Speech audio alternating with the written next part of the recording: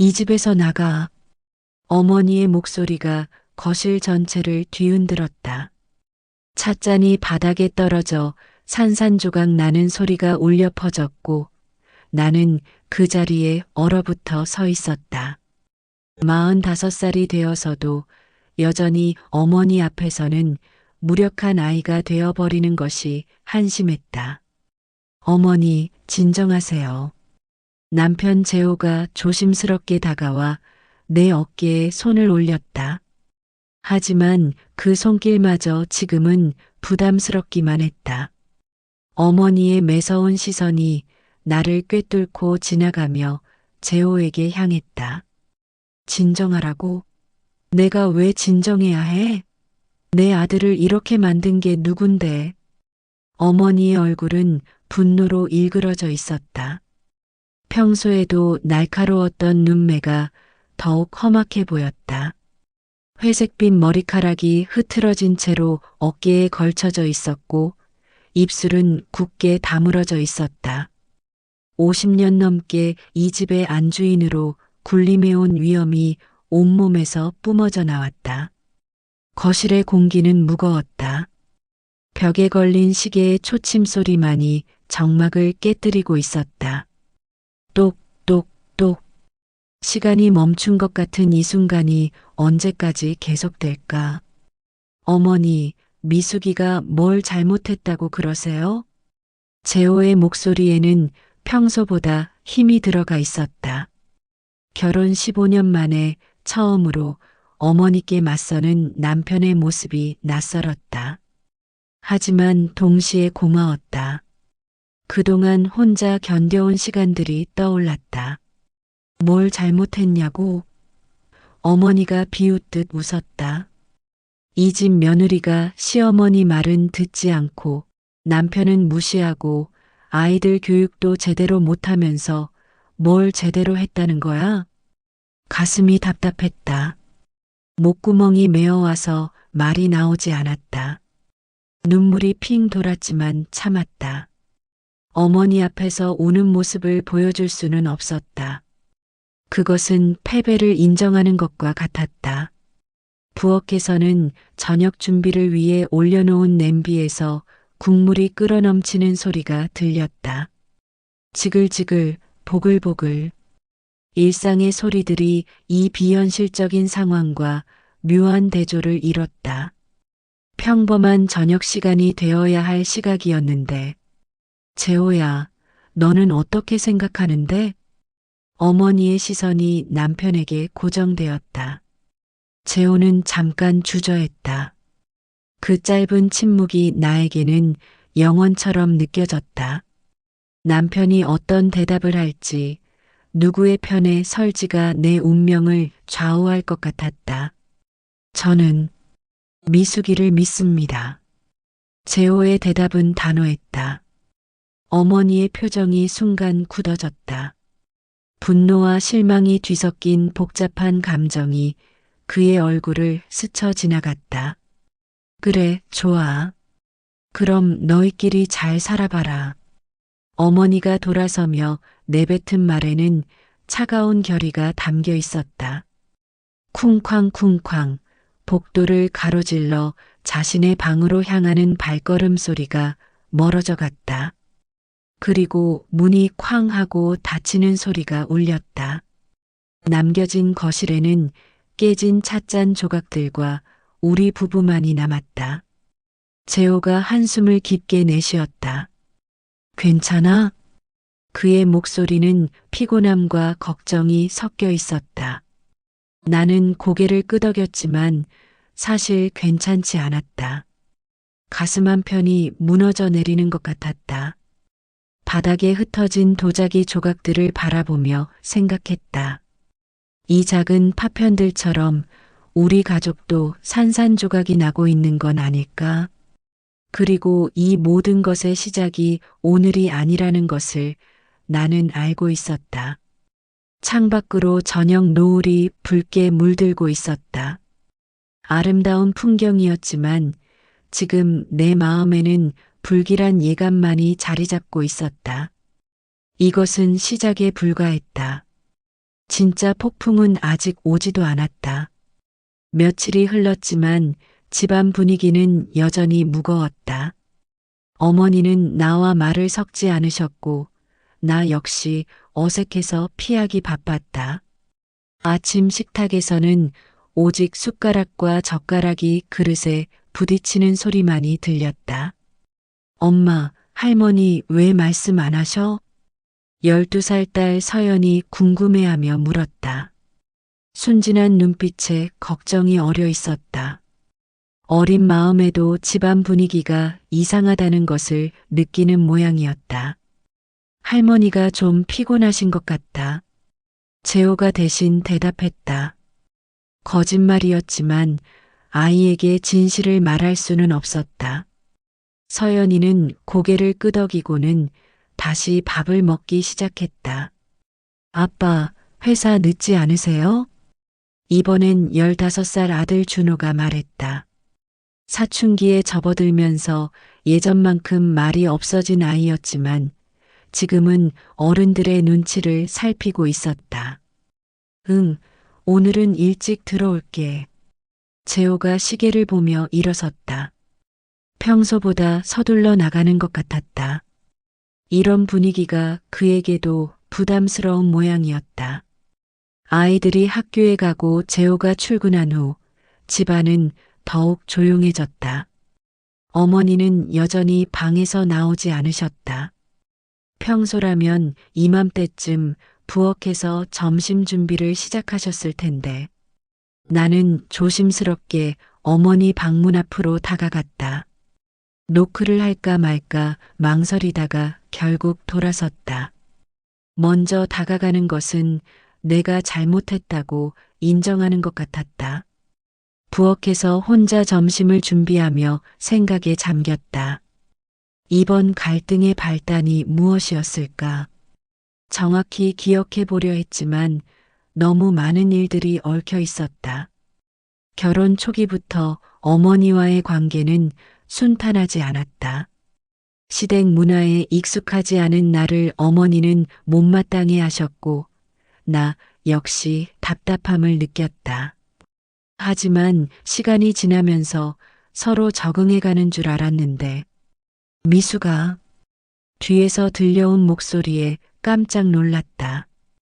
돌아보니 어머니가 부엌 입구에 서 계셨다. 얼굴은 여전히 굳어 있었지만 며칠 전만큼 험악하지는 않았다. 네, 어머니. 점심은 뭐 해? 일상적인 질문이었지만 어색했다.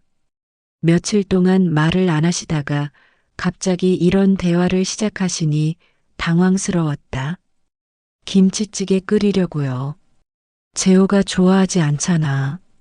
된장찌개로 해. 명령조의 말투였다. 예전과 달라진 게 없었다. 내 의견은 묻지 않고 일방적으로 지시하는 것이 여전했다. 알겠습니다. 고개를 숙이고 대답했다.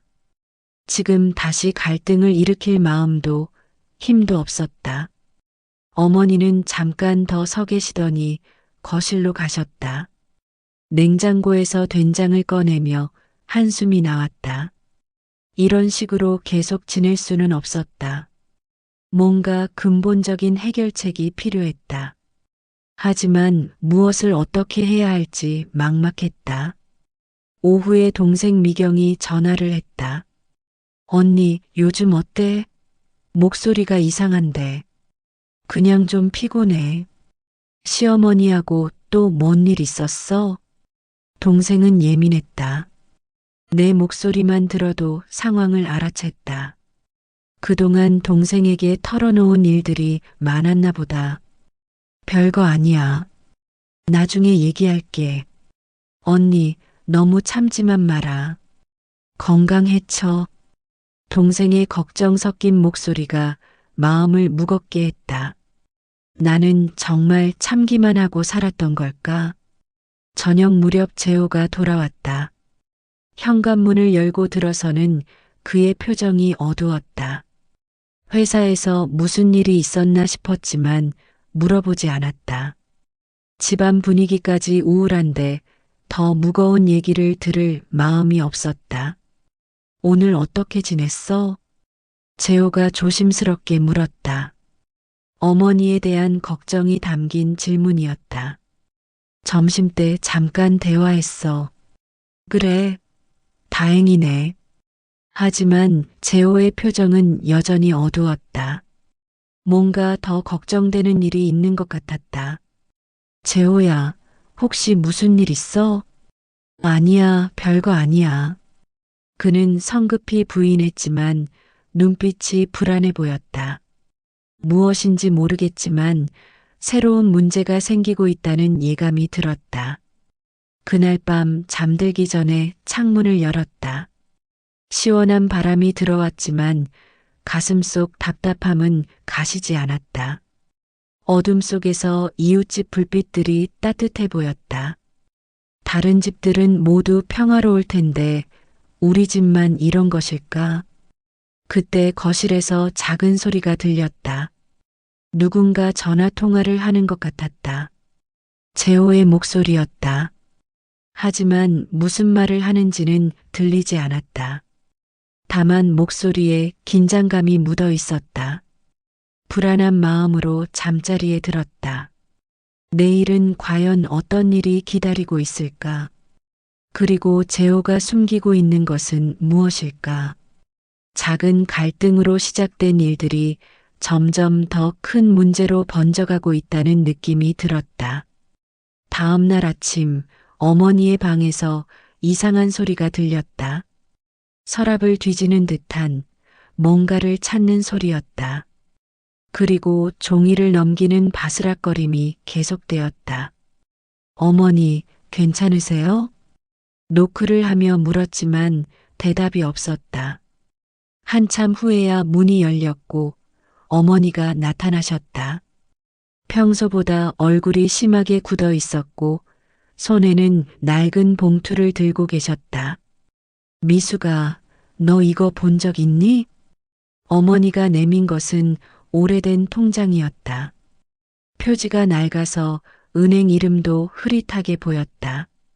왜 갑자기 이런 것을 보여주시는지 이해할 수 없었다.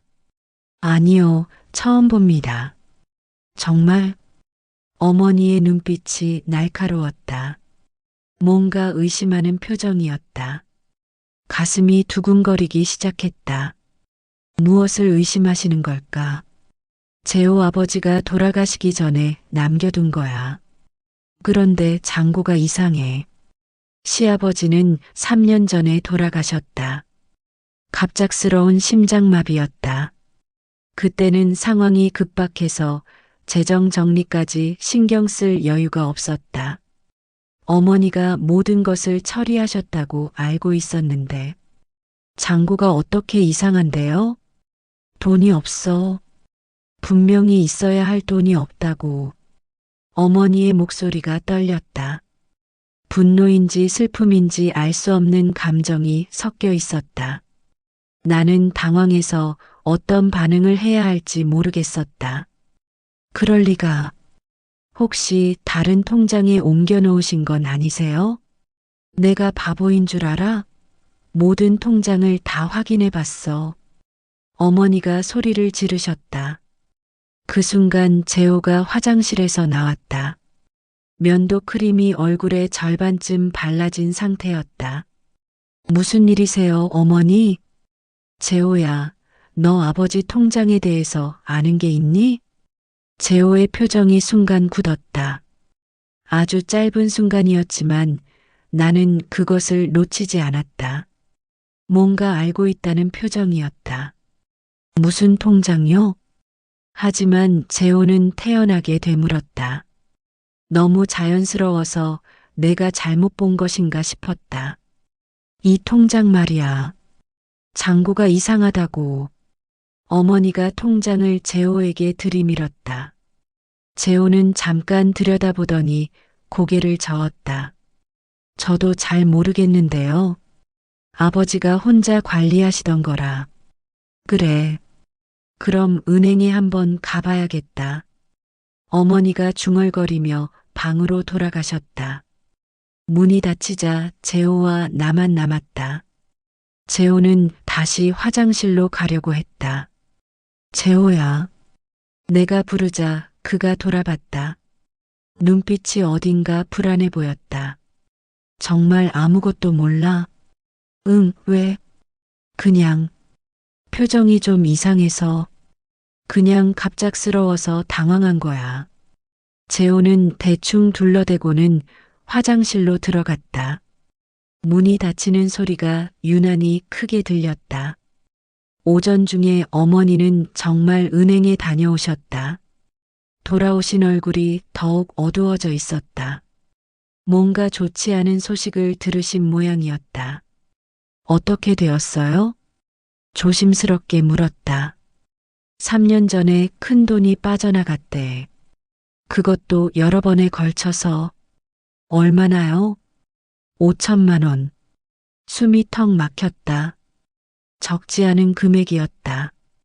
그 돈이 어디로 갔을까?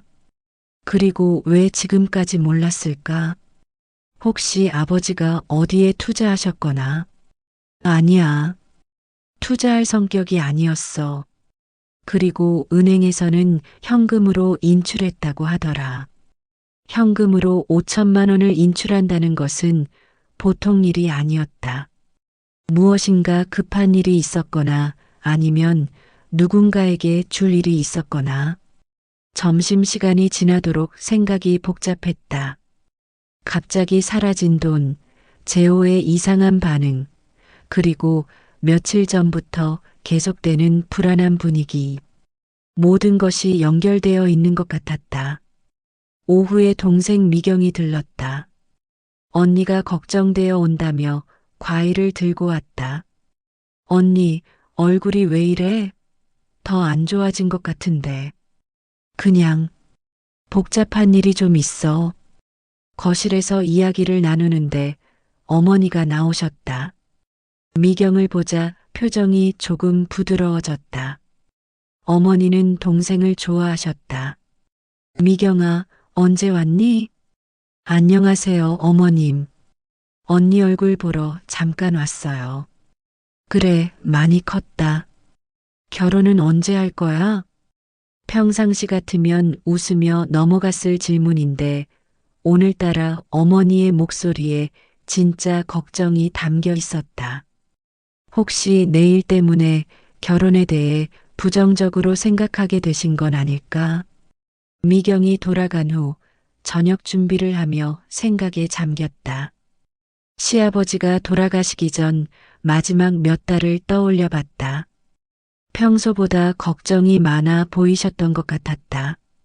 그리고 재호와 자주 둘이서 심각한 대화를 나누셨다.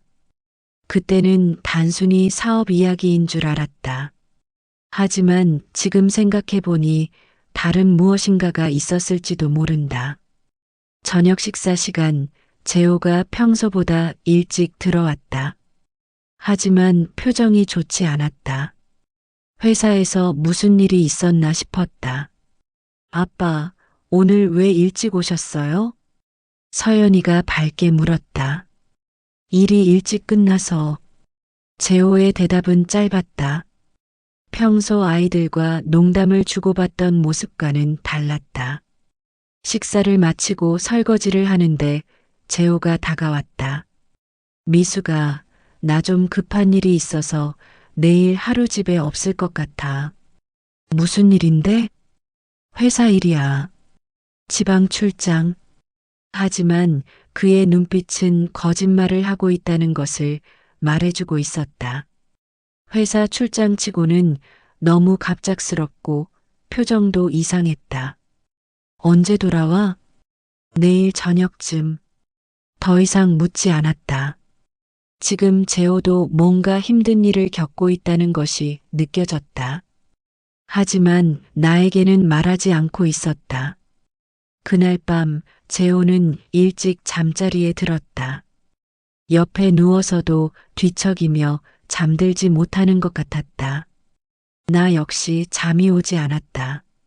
어둠 속에서 천장을 바라보며 생각했다. 사라진 5천만 원, 재호의 거짓말, 그리고 계속해서 불안해하는 모습. 모든 것이 하나씩 연결되어 가고 있었다. 하지만 아직은 전체 그림이 보이지 않았다. 새벽 3시쯤 재호가 조용히 침실을 나갔다. 화장실에 가는 줄 알았는데 한참이 지나도 돌아오지 않았다. 슬그머니 일어나서 확인해 보니 거실에서 또 전화를 하고 있었다. 알겠습니다. 내일 가져가겠습니다. 작은 목소리였지만 들렸다. 뭔가를 가져간다고? 무엇을 누구에게? 더 이상 듣고 있을 수 없어서 침실로 돌아왔다. 가슴이 두근거렸다. 남편이 나에게 숨기고 있는 것이 점점 더 커지고 있다는 느낌이 들었다. 재호는 새벽 일찍 집을 나갔다.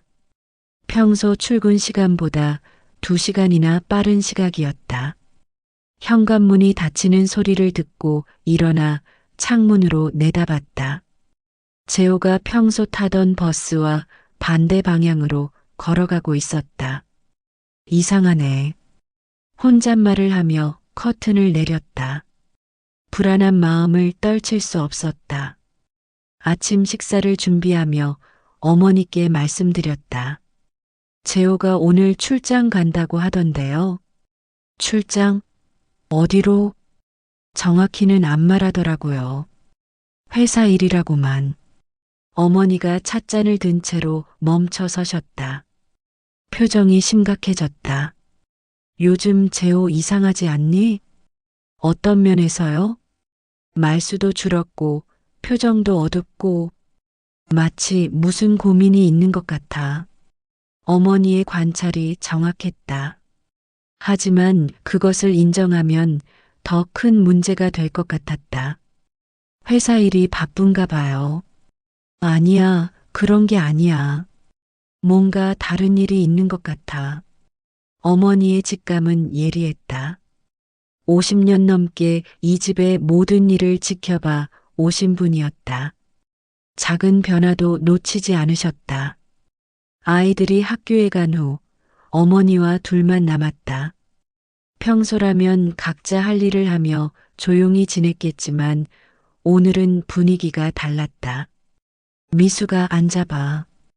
어머니가 거실 소파를 가리키며 말씀하셨다. 진중한 대화를 나누자는 신호였다. 어제 은행에서 들은 이야기가 자꾸 신경 쓰여. 5천만 원 말씀이세요? 응. 그런 큰 돈이 그냥 사라질 리는 없어.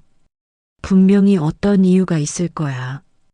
어머니는 잠깐 망설이시더니 말을 이었다. 혹시 재호가 빚이라도 있는 건 아닐까? 가슴이 철렁 내려앉았다. 빚? 생각해보니 가능성이 없지 않았다. 재호의 최근 행동들을 보면 뭔가 숨기고 있다는 것이 분명했다. 그럴 리 없어요. 재호는 그런 사람이 아니에요. 하지만 내 목소리에는 확신이 없었다. 정말 재호를 잘 알고 있는 걸까?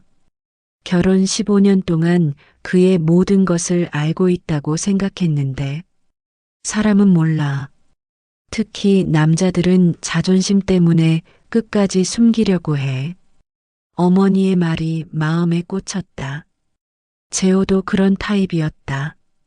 힘든 일이 있어도 혼자 해결하려고 하는 성격이었다.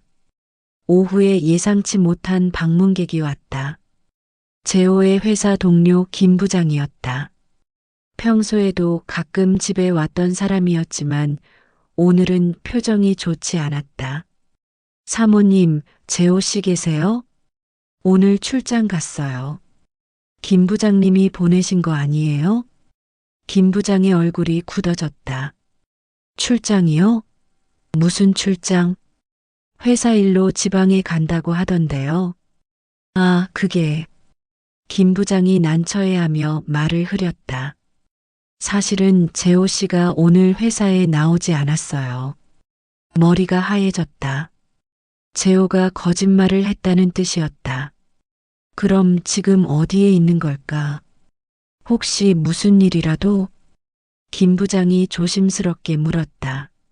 아니에요. 제가 잘못 알아들었나 봐요. 거짓말이었지만 다른 사람에게 집안일을 털어놓을 수는 없었다. 김 부장이 돌아간 후 어머니가 다가오셨다. 뭔 일이야? 재호가 회사에 안 갔어요. 어머니의 얼굴이 심각해졌다. 그럼 어디 간 거야? 모르겠어요. 전화해봐. 휴대폰을 꺼내서 재호에게 전화를 걸었다. 하지만 전원이 꺼져 있었다. 불안감이 급속도로 커졌다. 왜 전화를 안 받아? 꺼져 있어요. 어머니가 한숨을 크게 내쉬셨다. 이상해. 재호가 이런 아이가 아닌데. 나도 그렇게 생각했다. 재호는 책임감이 강하고 거짓말을 하지 않는 사람이었다. 적어도 내가 알고 있는 재호는 그랬다. 저녁이 되어도 재호는 연락이 없었다. 아이들이 학교에서 돌아왔지만 아빠가 어디 갔는지 물어보지 않았다. 평소 출장이 많았던 터라 이상하게 여기지 않는 것 같았다. 밤 9시가 넘어서야 재호에게서 전화가 왔다. 미수가 나야. 재호야, 어디 있어? 회사에서 사람이 와서. 응, 미안. 급한 일이 생겨서. 목소리가 평소와 달랐다. 피곤하고 지쳐 보였다. 무슨 일인데? 김 부장님이 와서 출장 간 게 아니라고 하던데. 잠깐의 침묵이 흘렀다. 내일 들어가서 자세히 얘기할게. 너무 걱정하지 마. 재호야, 정확히 뭔 일인지 말해줘. 나도 알 권리가 있잖아. 지금은 말하기 어려워. 내일 집에 가서 다 설명할게. 전화가 끊어졌다. 더욱 불안해졌다. 재호가 이렇게 말을 아끼는 것은 처음이었다. 그날 밤 잠들지 못하고 뒤척였다. 사라진 5천만 원, 재호의 거짓말, 그리고 알 수 없는 일들. 모든 것이 하나의 그림으로 맞춰지고 있었다. 새벽 2시쯤 문자 메시지가 왔다. 재호에게서였다. 미안해. 모든 걸 숨겨서 내일 다 얘기할게. 너무 걱정하지 마. 사랑해. 이런 메시지를 받은 것은 처음이었다. 무슨 일이 벌어지고 있는 걸까? 그리고 내일 재호가 들려줄 이야기는 과연 무엇일까? 창밖에 새벽비가 내리기 시작했다. 빗소리가 불안한 마음을 더욱 무겁게 만들었다. 내일이면 모든 것이 밝혀질 텐데 과연 감당할 수 있을까? 어머니 방에서도 불빛이 새어나왔다. 역시 잠들지 못하고 계신 모양이었다. 온 집안이 불안에 휩싸여 있었다. 재호는 다음 날 오후 늦게야 집에 돌아왔다. 얼굴은 창백했고 눈가에는 진한 다크서클이 드리워져 있었다. 하루 종일 무슨 일을 했길래 이런 모습이 된 걸까? 현관에서 신발을 벗는 재호의 뒷모습이 평소보다 구부정해 보였다. 어깨가 축 처져 있고 걸음걸이도 무거웠다. 뭔가 큰 일이 벌어졌다는 것을 직감할 수 있었다. 재호야. 내가 부르자 그가 돌아봤다. 눈빛이 흔들리고 있었다. 두려움과 죄책감이 뒤섞인 복잡한 표정이었다. 미수가 앉아. 거실 소파에 앉은 재호의 손이 떨리고 있었다. 나는 옆에 조심스럽게 앉았다. 심장이 빠르게 뛰었다. 무슨 말을 들을지 무서웠다. 어머니는 방에 계셔. 재호야, 도대체 무슨 일이야? 재호가 깊은 한숨을 내쉬었다. 그리고 한참 동안 침묵했다. 벽시계의 초침 소리만이 무거운 공기를 가르고 있었다. 똑똑똑. 미수가 미안해. 갑작스러운 사과에 가슴이 철렁했다. 왜 갑자기 미안하다고 해? 나 너한테 숨긴 게 있어. 목소리가 떨렸다. 재호가 이렇게 약해진 모습을 본 것은 처음이었다. 결혼 15년 동안 항상 든든한 가장의 모습만 보여줬던 남편이었는데 무엇을 숨겼는데? 사실은 회사에서 문제가 생겼어. 무슨 문제? 재호가 고개를 떨어뜨렸다. 말하기 어려워하는 것 같았다. 횡령. 횡령 혐의를 받고 있어. 머리가 하얘졌다. 횡령이라는 단어가 귓가에서 맴돌았다. 우리 재호가 그런 일을 했다고? 그게 무슨 말이야? 회사 돈 일부가 사라졌는데 내가 담당했던 부분이라서. 그럼 정말로 내가 한 거야? 목소리가 떨렸다. 제발 아니라고 말해달라고 마음속으로 간절히 빌었다. 아니야. 절대 아니야. 재호가 급하게 부인했다. 하지만 그의 눈빛에는 확신이 부족해 보였다. 그럼 왜 혐의를 받는 거야? 증거들이 모두 나를 가리키고 있어. 누군가 나를 함정에 빠뜨린 것 같아. 함정이라는 말이 희망적으로 들렸지만 동시에 불안했다. 정말 함정일까? 아니면 재호가 실제로. 얼마나 큰 금액이야? 3억? 숨이 막혔다. 3억이라는 숫자가 실감나지 않았다. 우리 같은 평범한 가정에서는 상상할 수 없는 큰 돈이었다. 이때 어머니가 방에서 나오셨다. 우리의 심각한 대화를 눈치챈 모양이었다. 무슨 이야기를 그렇게 심각하게 하고 있어? 재호와 나는 서로를 바라봤다. 어머니께 이 사실을 말해야 할까 말까 고민됐다. 어머니 앉으세요. 재호가 먼저 입을 열었다. 어머니는 우리 앞자리에 앉으시며 걱정스러운 표정을 지으셨다. 재호야, 무슨 일이니? 재호가 다시 한번 깊은 숨을 들이쉬었다. 어머니, 죄송합니다. 회사에서 문제가 생겼습니다. 그리고는 방금 나에게 했던 이야기를 다시 반복했다. 횡령 혐의 3억이라는 금액, 누명을 쓴 것 같다는 변명까지. 어머니의 얼굴이 점점 굳어갔다. 처음에는 놀람이었다가 점차 분노와 실망으로 바뀌어갔다. 그럼 지금 당장 어떻게 되는 거야? 일단 해고당했습니다. 그리고 경찰 조사를 받아야 해요. 해고? 내가 비명처럼 소리쳤다. 해고당하면 우리 생활은 어떻게 되는 거지? 아이들 학비는? 집 대출금은? 미수가 진정해. 재호가 내 손을 잡으려 했지만 나는 뿌리쳤다. 진정할 수가 없었다. 하루아침에 모든 게 무너져 내리는 기분이었다.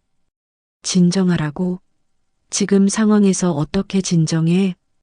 어머니가 조용히 말씀하셨다. 재호야, 정말로 너는 그런 일을 하지 않았니? 어머니, 정말 안 했습니다. 저를 믿어주세요.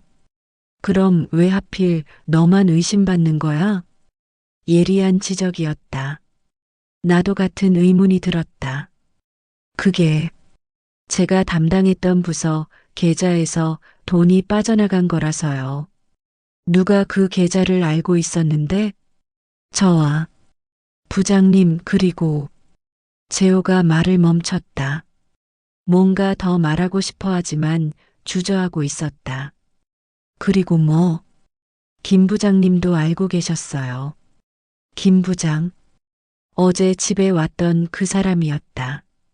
그런데 뭔가 이상했다. 어제 김 부장의 표정이 떠올랐다. 정말 재호가 어디 갔는지 몰랐을까? 재호야, 혹시 김 부장님이. 아니야. 그분은 절 많이 도와주셨어. 그런 분이 아니야. 하지만 재호의 목소리에는 확신이 없었다. 오히려 스스로에게 말하는 것처럼 들렸다. 저녁 시간이 되었지만 아무도 배고프다고 하지 않았다. 아이들은 각자 방에서 숙제를 하고 있었고 우리는 거실에서 무거운 침묵을 이어가고 있었다. 그럼 이제 어떻게 할 거야? 어머니가 현실적인 질문을 던지셨다. 일단 변호사를 구해야겠어요. 그리고 억울함을 호소해야죠. 변호사 비용은 얼마나 들어? 잘 모르겠어요. 아마 적지 않을 거예요. 어머니가 한숨을 크게 내쉬셨다. 이런 일이 생기다니. 재호 아버지가 살아계셨다면. 그때 나는 갑자기 어제의 일이 떠올랐다. 사라진 5천만 원. 재호야, 혹시 그 사라진 5천만 원이랑 관계 있는 거 아니야? 재호의 얼굴이 창백해졌다. 뭔가 아는 게 있다는 표정이었다.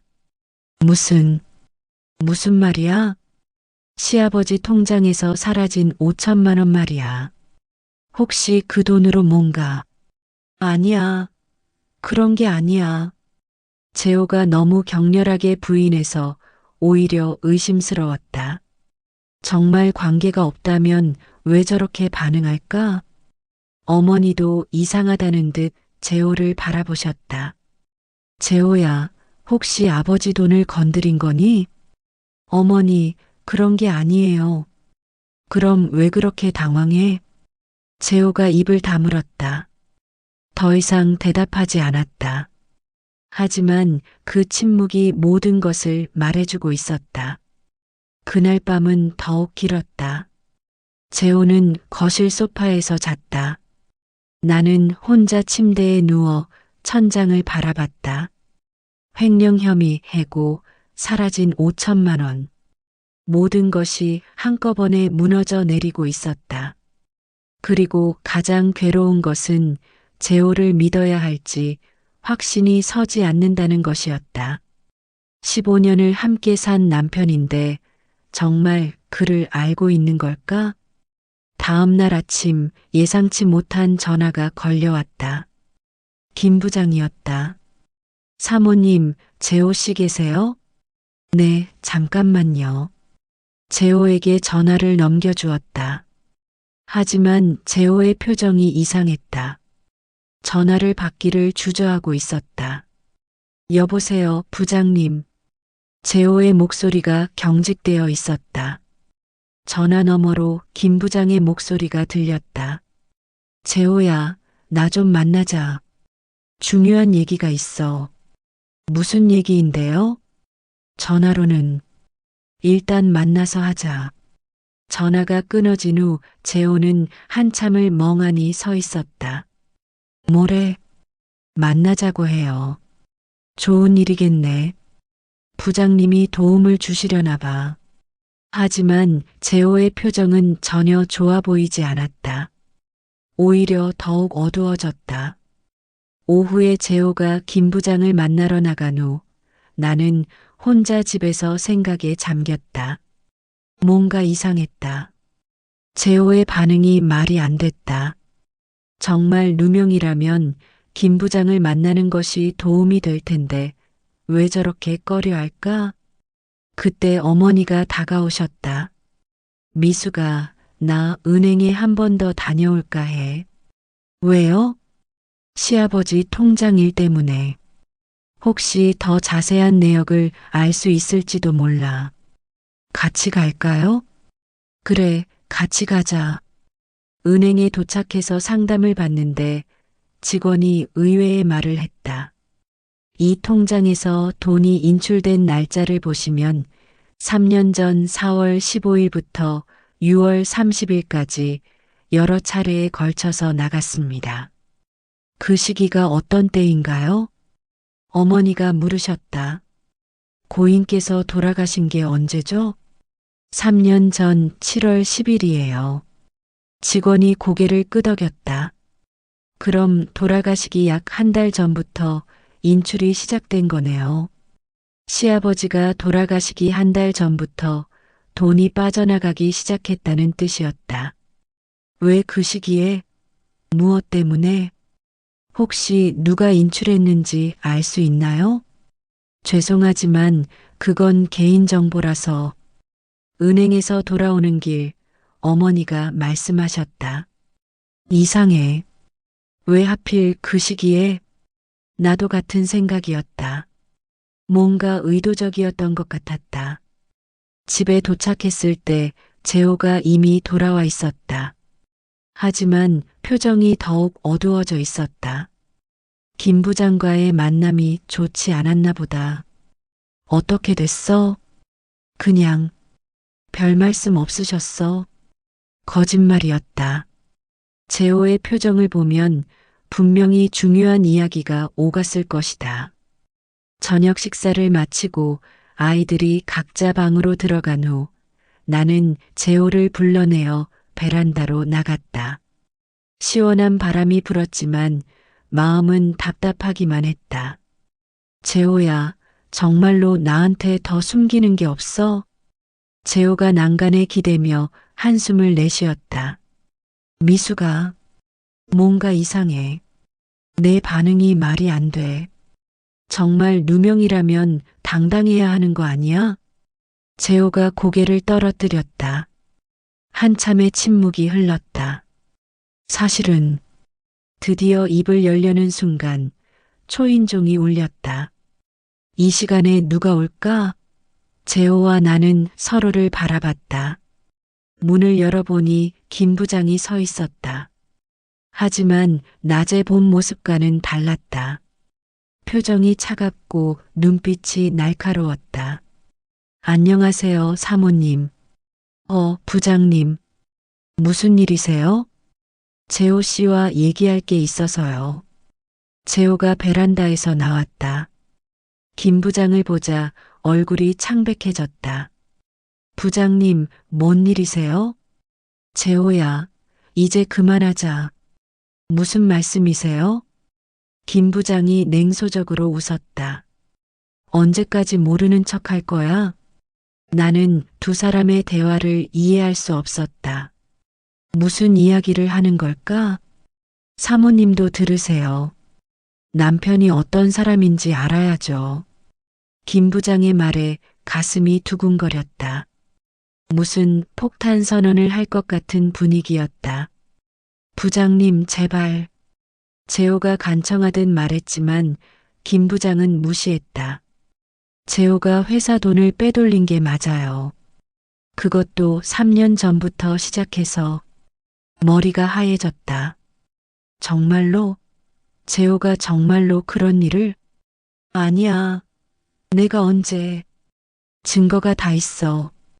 그리고 내 아버지 통장에서 나간 돈도 내가 가져간 거지. 시아버지의 5천만 원까지. 재호가? 그게 무슨.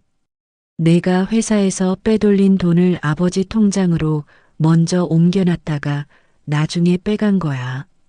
아버지가 돌아가시면 아무도 모를 줄 알았지? 충격적인 진실이었다. 재호가 시아버지를 이용해서 돈을 숨겼다는 것인가? 재호야, 정말이야?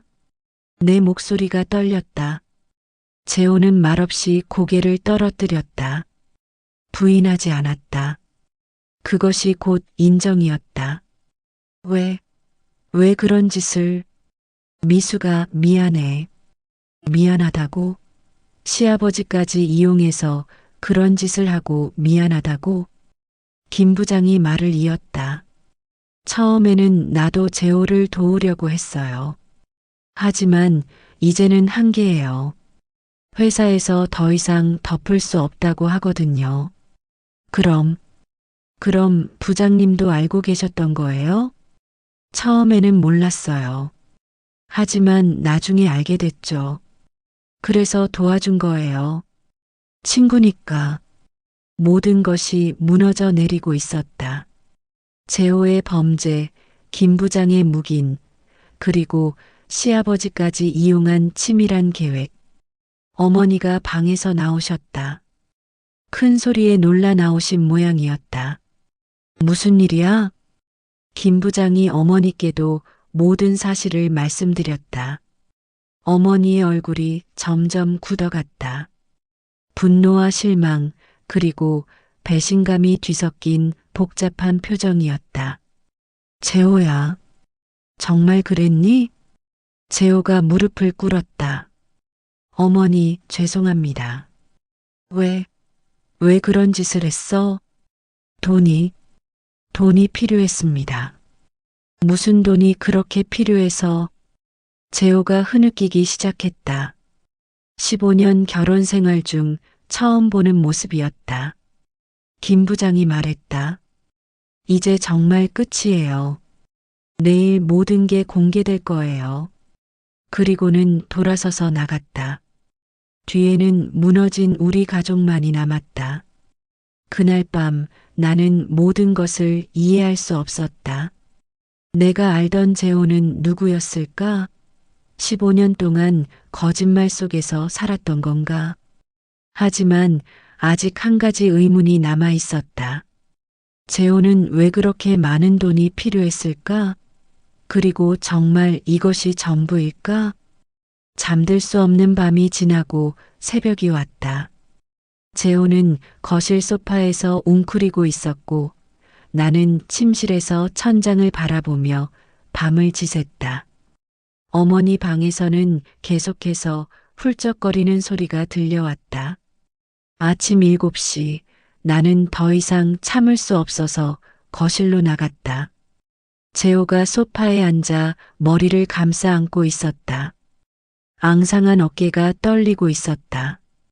재호야. 그가 고개를 들었다. 눈이 빨갛게 부어 있었다. 하룻밤 사이에 10년은 늙어 보였다. 미수가, 나, 이제 모든 걸 말해줘. 더 이상 숨기지 말고. 재호가 깊은 한숨을 내쉬며 입을 열었다. 처음에는 정말 작은 금액이었어. 100만 원 정도. 목소리가 떨렸다. 고백하는 것 자체가 고통스러워 보였다. 왜? 우리가 그렇게 돈이 없었나? 그게 아니야. 준호가 중학교 들어갈 때였어. 좋은 학원에 보내고 싶었는데 갑자기 목돈이 필요했거든.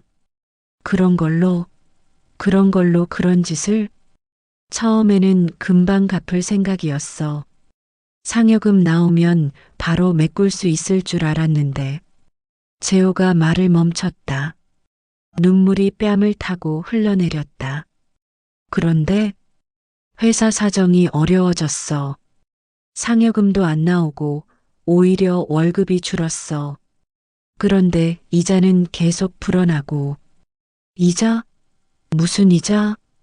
사채를 썼어. 회사 돈을 메꾸려고.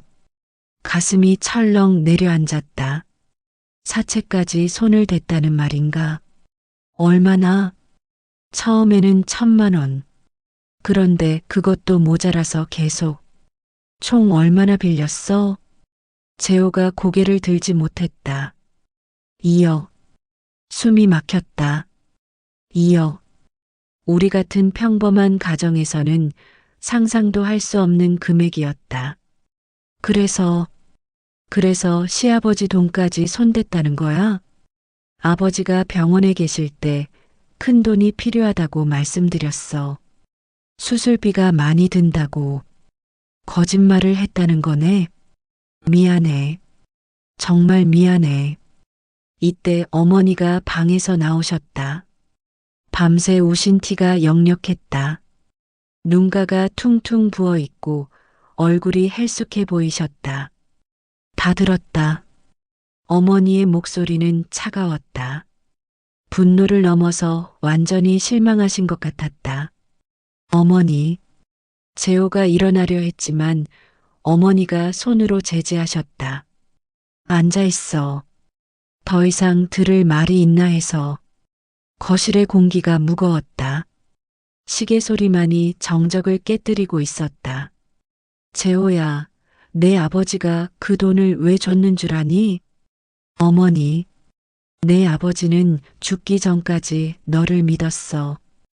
큰아들이 어려우니까 도와야 한다고, 가족끼리는 서로 도와야 한다고. 어머니의 목소리가 떨렸다. 그런데 너는 그 마음을 이용해서 거짓말로 돈을 가져갔다는 거지? 죄송합니다. 정말 죄송합니다. 재호가 무릎을 꿇고 머리를 조아렸다. 하지만 어머니의 분노는 가라앉지 않았다. 죄송하다고? 그 말로 내 아버지가 살아나니? 그 말로 우리 가족이 다시 예전으로 돌아가니? 어머니가 일어서셨다. 그리고 재호에게 다가가셨다. 너 때문에 내 아버지가 마지막에 얼마나 걱정하셨는지 아니? 무슨 말씀이세요? 돌아가시기 전에 나한테 그러셨어. 재호가 요즘 이상하다고, 뭔가 큰 걱정이 있는 것 같다고. 나는 그제야 알았다. 시아버지가 돌아가시기 전 마지막 몇 달 평소보다 더 걱정스러워 하시던 모습을. 아버지는 마지막까지 너를 걱정하고 계셨어. 그런데 너는. 어머니가 더 이상 말을 잇지 못하고 흐느끼기 시작하셨다. 50년 넘게 이 집을 지켜온 강인한 어머니가 완전히 무너져 내리는 모습이었다. 나도 더 이상 참을 수 없었다. 15년 동안 쌓인 모든 감정이 터져나왔다. 재호야, 나는 어쩌지? 아이들은? 미수가? 서연이와 준호가 알면 어떻게 해? 아빠가 범죄자라는 걸 알면? 재호가 대답하지 못했다. 실제로 답이 없었다. 나는 정말 너를 사랑했어. 믿었어. 그런데 이게 뭐야? 목소리가 떨렸다. 분노와 슬픔이 뒤섞여서 말이 제대로 나오지 않았다. 15년 동안 거짓말 속에서 살았다는 거야? 내가 그렇게 바보같이 보였어? 아니야, 미수가. 너를 속이려던 게 아니야. 그럼 뭐야? 나를 보호하려고 한 거야? 이렇게 되는 게 보호야? 재호가 고개를 들었다. 눈빛에 절망이 가득했다. 나도 어떻게 해야 할지 몰랐어. 처음에는 금방 해결될 줄 알았는데 시간이 갈수록 더 깊이 빠져들었어. 그럼 그때라도 말했어야지. 가족끼리 함께 해결했어야지. 못했어. 창피해서 무서워서. 이때 서연이와 준호가 방에서 나왔다. 큰 소리에 잠이 깬 모양이었다. 아이들이 보는 앞에서 이런 모습을 보일 수는 없었다. 엄마, 아빠, 왜 그래요? 서연이가 걱정스러운 표정으로 물었다. 아무것도 아니야. 다시 들어가서 자. 하지만 준호는 이미 상황을 어느 정도 파악한 것 같았다. 사춘기 아이답게 예민하게 눈치를 챘다. 아빠, 무슨 일 있어요? 재호가 아이들을 바라봤다. 사랑하는 자식들 앞에서 어떤 말을 해야 할지 모르겠다는 표정이었다. 준호야, 서연아. 재호의 목소리가 떨렸다. 아빠가 실수를 했어. 무슨 실수요? 아빠가 나쁜 일을 해서 앞으로 힘들어질 수도 있어. 아이들의 표정이 굳어졌다. 특히 준호는 뭔가 심각한 상황임을 직감한 것 같았다. 아빠, 감옥에 가는 거예요? 서연이의 순진한 질문에 모두가 얼어붙었다. 12살 아이도 알 정도로 상황이 심각하다는 뜻이었다. 재호가 서연이를 끌어안았다. 아빠가 모든 걸 해결할게. 하지만 그 말에는 확신이 없었다. 어떻게 해결할지, 정말 해결할 수 있을지 아무도 알 수 없었다. 어머니가 조용히 말씀하셨다. 아이들 앞에서는 그만하자. 우리는 각자 다른 방으로 흩어졌다. 하지만 아무도 잠들 수 없었다. 집안 전체가 절망과 분노, 그리고 불안으로 가득했다. 새벽 5시쯤 나는 부엌에서 차를 끓이고 있었다. 잠이 오지 않아서 뭔가 할 일을 찾고 있었다. 재호가 조용히 부엌으로 들어왔다. 미수가, 뭐? 차가운 대답이었다. 나 모든 걸 포기할게.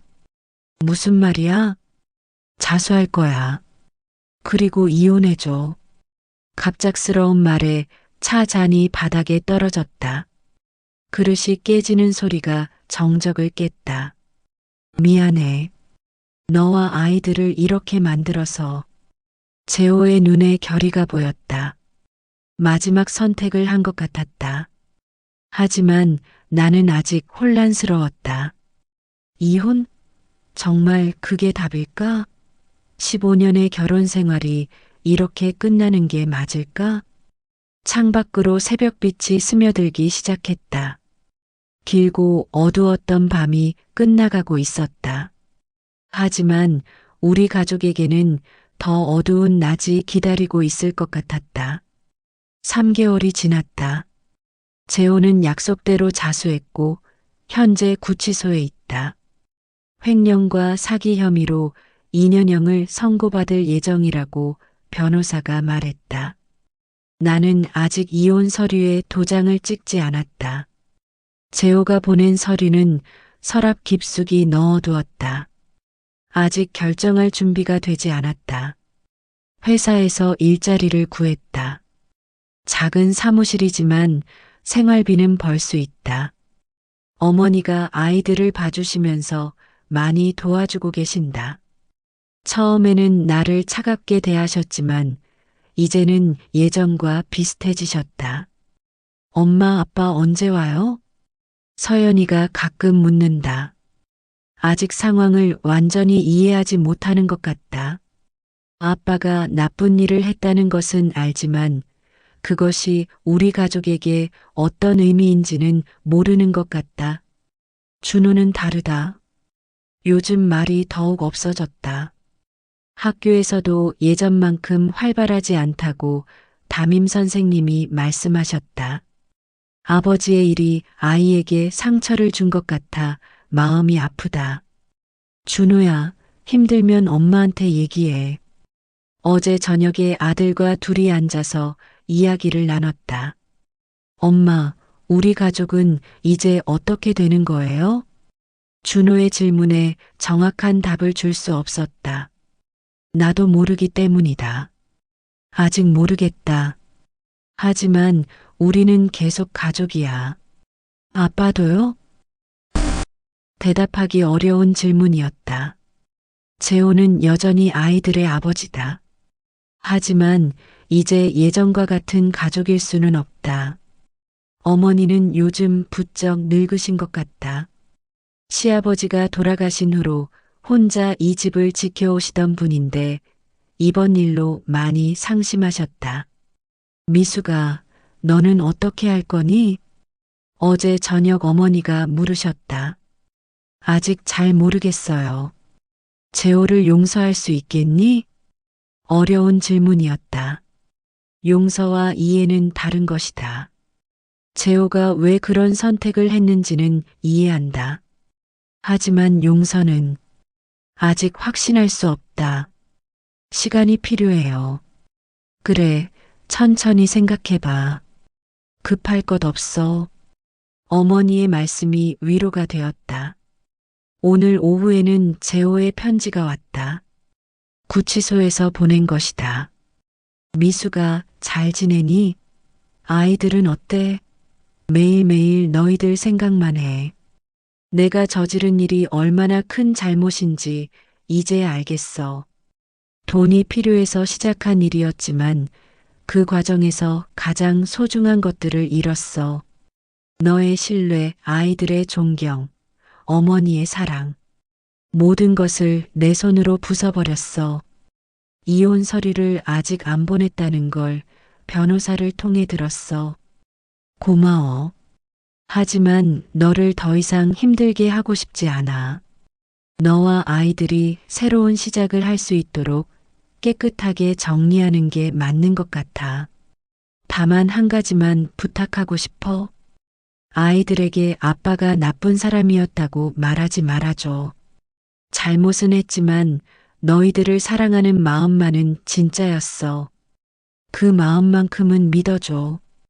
미안해. 정말 미안해. 편지를 읽고 울었다. 분노도 있었지만 동시에 안타까움도 있었다. 15년을 함께 산 사람이다. 그 시간들이 모두 거짓은 아니었을 것이다.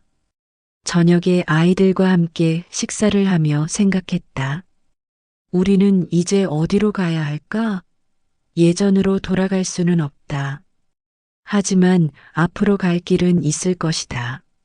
엄마, 오늘 학교에서 친구가 물어봤어요. 서연이가 말했다. 뭘 물어봤는데? 아빠가 왜 안 와요? 하고. 뭐라고 대답했어? 그냥 출장 갔다고 했어요. 아이도 나름대로 상황을 감추려고 노력하고 있었다. 마음이 아팠다. 서연아, 앞으로는 진실을 말해도 돼. 정말요? 응. 아빠가 잘못해서 잠깐 떨어져 있는 거라고. 서연이가 고개를 끄덕였다. 생각보다 담담한 반응이었다. 밤에 혼자 앉아서 재호의 편지를 다시 읽었다. 그리고 서랍에서 이혼 서류를 꺼냈다. 아직 내 도장이 찍히지 않은 서류. 정말 이렇게 끝내야 할까? 아니면 다른 방법이 있을까? 창밖을 보니 달이 밝았다. 예전에 재호와 함께 저 달을 보며 미래를 이야기하던 시간들이 떠올랐다. 그때는 이런 일이 일어날 줄 상상도 못했다. 핸드폰이 울렸다. 동생 미경이었다. 언니 어때? 많이 힘들지? 그냥 하루하루 버텨가고 있어. 언니, 내가 볼 때는 시간을 좀 더 가져봐. 성급하게 결정할 필요 없어. 동생의 조언이 마음에 와닿았다. 응, 알겠어. 전화를 끊고 다시 생각에 잠겼다. 결정을 내리기에는 아직 이르다. 상처도 아직 아물지 않았고 분노도 완전히 가라앉지 않았다. 하지만 한 가지는 확실했다. 아이들과 어머니, 그리고 나 자신을 위해서라도 강해져야 한다는 것. 무너진 것은 무너진 대로 두고 남은 것들로 새로운 시작을 해야 한다는 것. 이혼 서류를 다시 서랍에 넣었다. 아직 그때가 아니다. 언젠가는 결정을 내려야겠지만 오늘은 아니다. 내일 아침이면 또 새로운 하루가 시작될 것이다. 아이들을 학교에 보내고 출근을 하고 저녁에는 함께 식사를 할 것이다. 평범한 일상이지만 그것만으로도 충분히 의미가 있다. 제호 없는 우리의 새로운 일상. 아직은 어색하고 부족하지만 차츰 익숙해질 것이다. 그리고 언젠가는 답을 찾게 될 것이다. 용서에 대한 답을, 가족에 대한 답을, 그리고 사랑에 대한 답을. 지금은 그저 하루하루를 견디는 것만으로도 충분하다. 시간이 모든 것을 해결해 주지는 않겠지만 적어도 생각할 여유는 줄 것이다. 창밖의 달빛이 내 얼굴을 비쳤다. 차갑지만 따뜻했다. 내일도 저 달은 떠오를 것이고 우리는 또 다른 하루를 시작할 것이다. 그것만으로도 희망이었다.